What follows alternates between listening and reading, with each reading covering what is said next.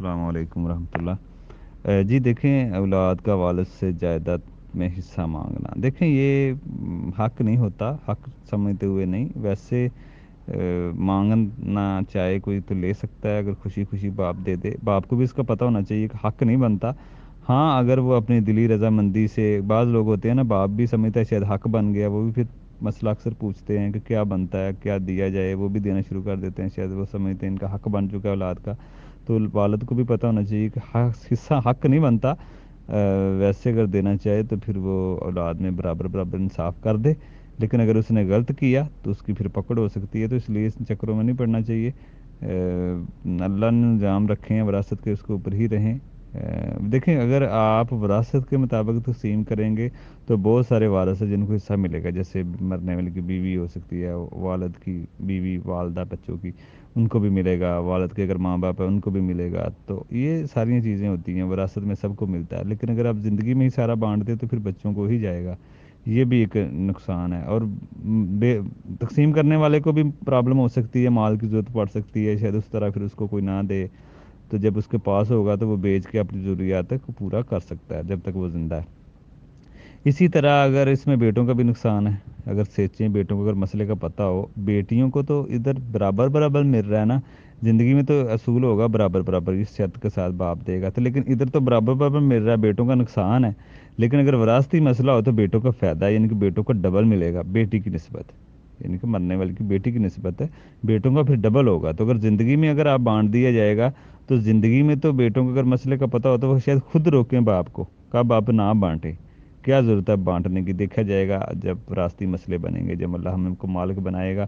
तो जब अल्लाह ऐसा निज़ाम होगा हमारा, तो फिर ये हो जाएगा। तो अगर बेटों को भी इस मसले का पता हो कि बाद में हमें ज़्यादा मिलेगा विरासत की तरह, क्योंकि अब तो ये वो हिब्बा है, हदिया है, अब तो ये विरासत तो नहीं है। तो इसलिए जिसमें बेटों का नुकसान नज़र आ रहा है अगर ज़िंदगी में कर दिए जाए, ठीक है ना, और बेटियों का इसमें फ़ायदा नज़र आ रहा है। बेटियों को ज़रा ज़्यादा मिल रहा है, बराबर मिलेगा। जैसे बेटे को लाख और बेटी को भी लाख, बेटे को 10 लाख तो बेटी को भी 10 लाख। विरासत में तो अगर बेटे को 10 है तो बेटी को तो 5 मिलेगा ना, ठीक है ना। तो ये इसमें फिर होगा कि बेटों का इसमें नुकसान नज़र आ रहा है। तो इसलिए हक नहीं बनता, कोई ज़बरदस्ती फोर्स करके बाप से नहीं ले सकता। जुल्मन वो तो जुल्म होगा। हाँ, कोई खुशी खुशी दे दे तो वो दे दे बच्चों में, फिर उसमें भी फिर ये खराबियाँ होंगी, बेटी बीवी रह जाएगी उसकी। अगर दो बीवियाँ, एक को दिया फिर दूसरे को भी देना पड़ेगा। तो इसी तरह फिर ये सारे मसाइल उसके लिए आ सकते हैं। अगर बाप ने बेटों को दे दिया, बेटियों को ना दिया, जैसे अक्सर होता है, बाद में अगर बेटों ने वो मसले को सीधा ना किया, यानी कि अपनी बहनों को ना दिया, तो पकड़ किसकी होगी? बाप की होगी ना, तकसीम करने वाले की। तो इसलिए वो बेहतर हल है वो वसीयत कर दे कि मेरे बाद मेरी बेटियों को भी मिले, मेरे बेटों को भी मिले, जो बेहतर शक्ल है। वो वसीयत लिख दे कि सबको जाए। अगर कोई नहीं भी करेगा तो बाप के ऊपर तो कोई गुनाह नहीं ना। क्योंकि देखें, जो ज़िंदगी के बाद के मसाइल हैं वो आप ज़िंदगी में ही अपने ऊपर लेके जाना चाहते हैं। तो आप अक्सर लोग होते हैं बच्चों की दुनिया बना देते हैं, बच्चों की दुनिया की खातर बेटियों को नहीं देते इनकी दुनिया बन जाए। लेकिन बाप की आखिरत का क्या हिसाब है वो कोई नहीं देखता फिर। तो इसलिए बाप अपना मसला सीधा रखे, खामखा इन मुसीबतों में अपने ऊपर ना ले। क्योंकि अक्सर होते हैं जो ज़िंदगी में तकसीम करते हैं वो फिर वो गलत कर देते हैं, किसी को दे दिया किसी को ना दिया।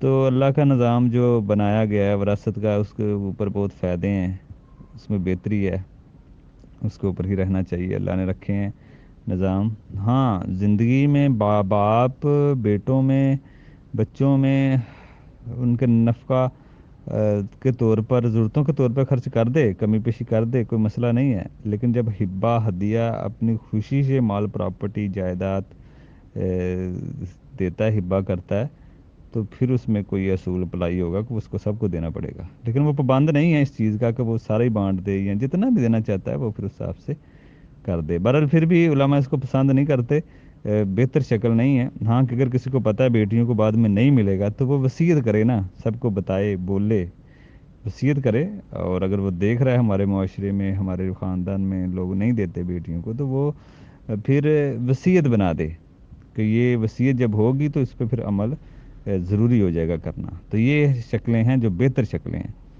तो इसके ऊपर ही इंसान को रहना चाहिए। ज़िंदगी में अगर उसने बांट दिया तो शायद औलाद उसका ध्यान ना रखे, وہ بیمار ہو سکتا ہے، اس کے اوپر خرچے کا بہت زیادہ، اس پہ اوپر بیمار بندے کو زیادہ ضرورت ہوتی ہے مال کی، تو اولاد پھر اس طرح دھیان نہیں رکھتی جب سب کچھ ہی ان کے نام کر دیا۔ تو اس لیے یہ ان چکروں میں نہ پڑیں، اولاد کی دنیا بنانے کے چکر میں آپ کا مسئلہ ہی نہ بگڑ جائے۔